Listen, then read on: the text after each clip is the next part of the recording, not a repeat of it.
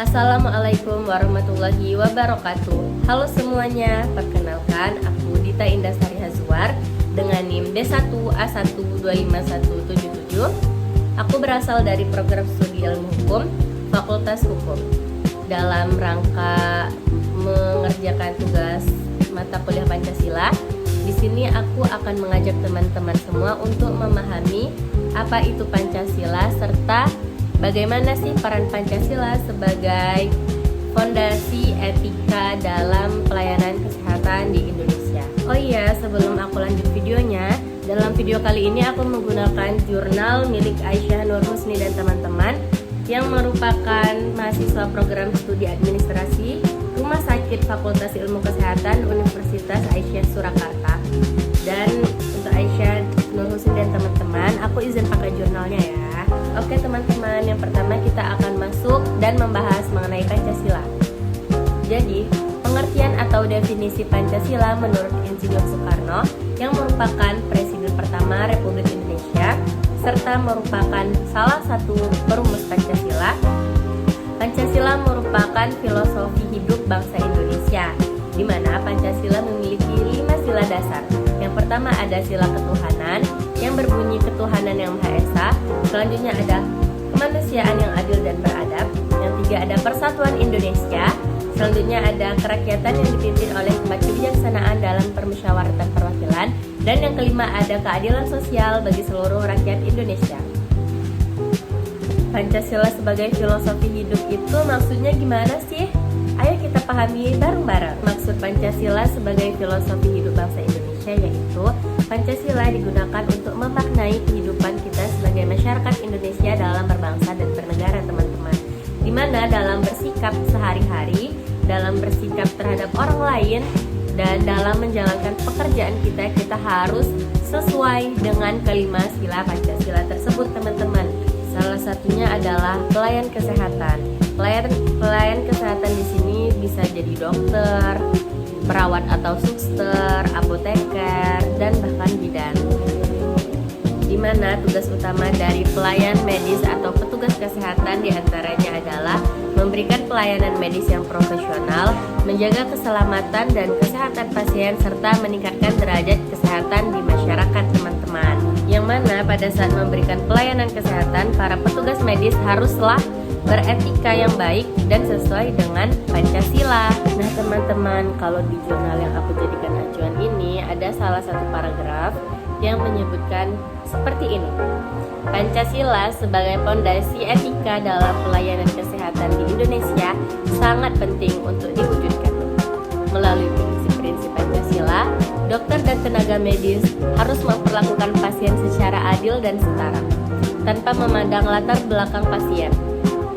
Selain itu, kepatuhan terhadap Pancasila juga dapat membantu menjamin keselamatan pasien, menghindari tindakan medis yang merugikan, dan menjaga kerahasiaan medis pasien. Dengan memanfaatkan Pancasila sebagai pedoman pelayanan kesehatan, diharapkan mampu mewujudkan pelayanan kesehatan yang berkualitas dan bermartabat bagi seluruh rakyat Indonesia. Oke, selanjutnya kita akan mengimplementasikan kelima sila Pancasila tersebut supaya kelima sila tersebut menjadi fondasi etika bagi pelayan kesehatan atau tenaga medis di Indonesia. Oke, sila pertama yakni sila ketuhanan yang berbunyi ketuhanan yang Maha Esa. Setiap individu di Indonesia wajib menganut atau mempercayai satu keyakinan atau agama. Di Indonesia sendiri sudah ada 6 agama yang dilegalkan dan boleh dianut secara bebas.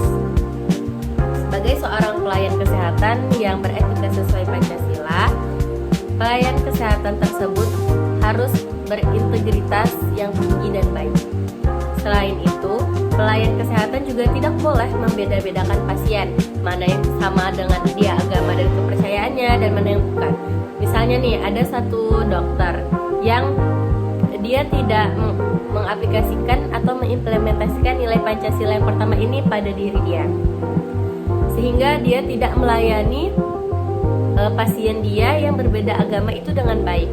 Nah, itu tidak boleh ya teman-teman. Selanjutnya sila yang kedua yaitu sila kemanusiaan. Sila yang kedua ini berbunyi kemanusiaan yang adil dan beradab, di mana sebagai seorang tenaga medis kita harus bersikap adil kepada semua elemen pasien. Seperti yang sama-sama kita ketahui, di Indonesia ini masih tinggi angka pilih kasih terhadap pasien yang memiliki kasta lebih tinggi. Dan juga banyak pelayanan-pelayanan kesehatan yang dibedakan antara pasien yang mohon maaf beruang dan mana yang tidak. Selanjutnya adalah sila yang ketiga, yakni sila persatuan. Apa sih hubungannya sila yang ketiga, yakni sila persatuan, dengan pelayanan yang diberikan oleh petugas medis terhadap pasiennya? Jadi teman-teman, jika seorang petugas medis memberikan pelayanan yang baik dan maksimal kepada pasiennya, maka petugas medis tersebut secara tidak langsung telah ikut andil dalam membentuk solidaritas dan menjaga persatuan bangsa Indonesia. Baiklah, selanjutnya adalah sila keempat yang berbunyi kerakyatan yang dipimpin oleh hikmat kebijaksanaan dalam permusyawaratan perwakilan. Di sini diharapkan sikap para pemimpin, terutama pemimpin di bidang kesehatan, harus bijaksana apabila sudah menyangkut kepentingan rakyat.